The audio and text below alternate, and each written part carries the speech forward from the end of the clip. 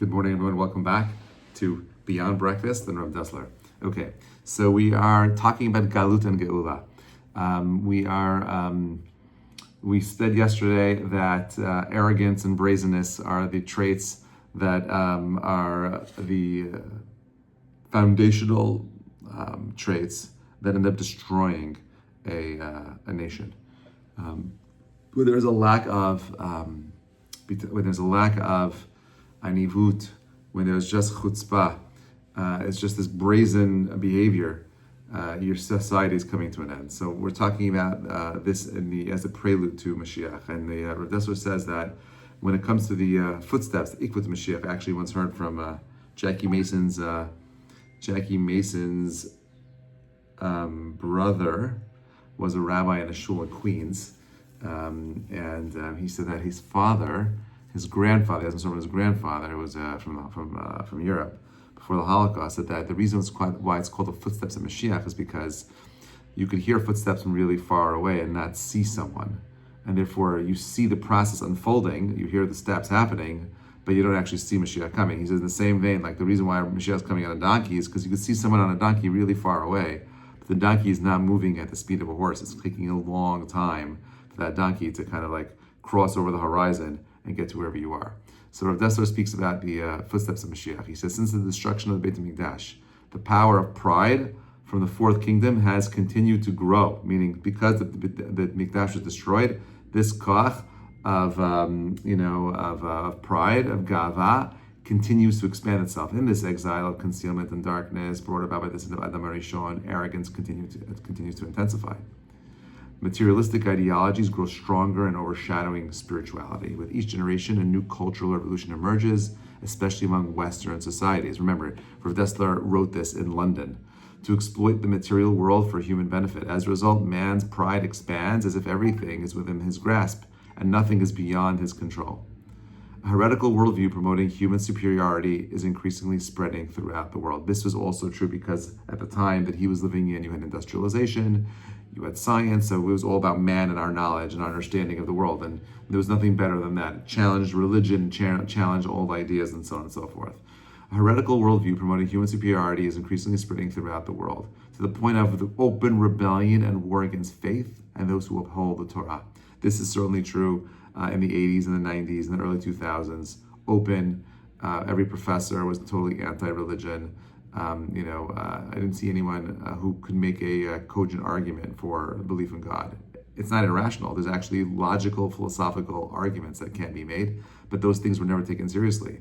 So Rav Dessler says this is the essential nature of the exile under the fourth kingdom. Therefore, we must recognize that it is a great test for the Jewish people must withstand during the exile. Meaning, the nisayon of our generation is having the emunah to overcome this idea that the culture that we're in its gava, in its belief that, science has all the answers, that human beings, the smart people have all the answers, which has been challenged because of COVID and everything that's happened in the last 5-6 years. But he says that the challenge is maintaining emunah and recognizing that this push, this gava, is coming from these old kingdom, and it's going to intensify itself before Mashiach. The end of the exile is described by our sages as ikvata de Mashiach, the footsteps of Mashiach, a time when chutzpah will increase, Gemara and Sotah. This is the exile of Shekhinah under those who oppress Israel. There are the Erev Rav, right, who have mingled among Israel, whose root essence is also brazenness and arrogance towards heaven, the trait of Amalek.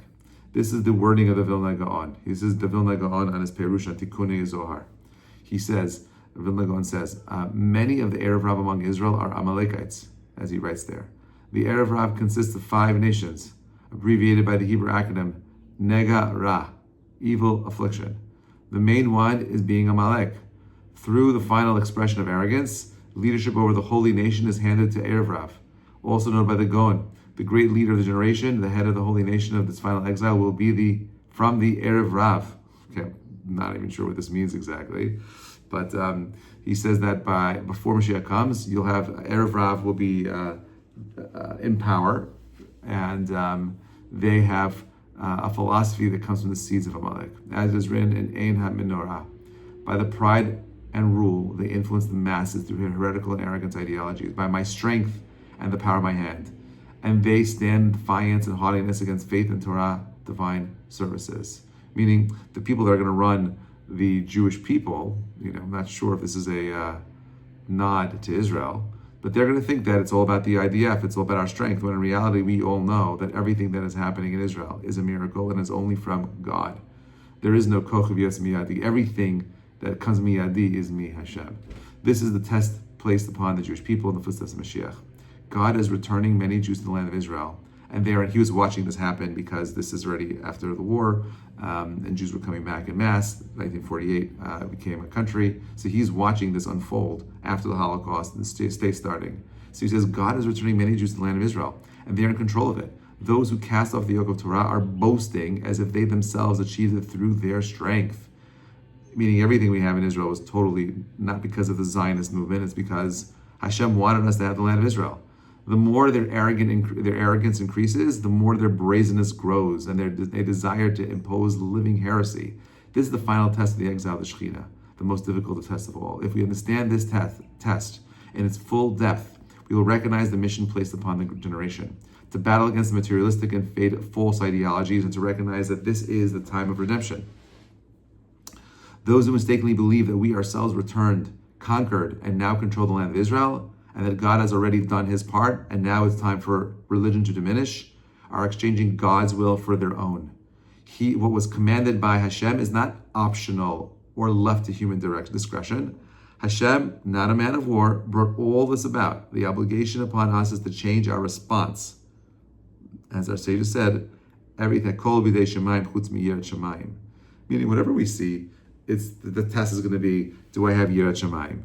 But those who stand firm and strong in this difficult test, if you're listening to this, you're probably part of that crew, resisting the heretical view of my strength and the power of my hand, and who do not fall prey to become influenced by the spread of heresy, and who do not bow to it at all, but rather hold tightly to their faith, and do not move from the worldview of Torah and the sages, even a hair's breadth, and who fully devote themselves to the inner work of Torah, prayer, and the fear of heaven, they are the ones who will merit the complete redemption through Mashiach speedily in our days. To them, he says, the light of the Torah and its nevuah, the prophecy, the true knowledge of God will be revealed once again. All the darkness and concealment that has existed since the sin of Adam Rishon will be corrected.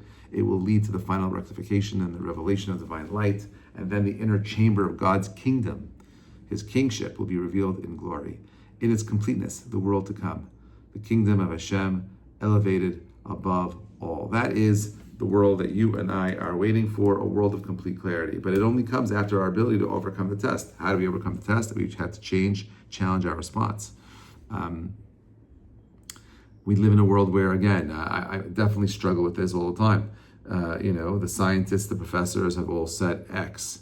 And sometimes it stands against, it's contrary to our beliefs. But if you're someone that has a deep emunah and bitachon, you understand that when you cling to Hashem, all these men who think they have all the answers, at the end they're proven all false. Even Einstein was wrong. Aristotle was wrong. The smartest people in the world throughout history have always made mistakes. All of them were wrong at something, about something. And the brilliance of the system is that we are the people of the book, and we believe that you should study, you should learn, you should be educated. But at the same time, you should have the humility to recognize that I don't understand everything. And it's in that humility that is lacking. And that humility, my friend, is the tikkun for exactly the situation that we find ourselves in right now. Be'ezrat Hashem, tomorrow we'll pick up with the path of redemption in a generation that is entirely guilty. Have a great day, everybody. Thanks for listening.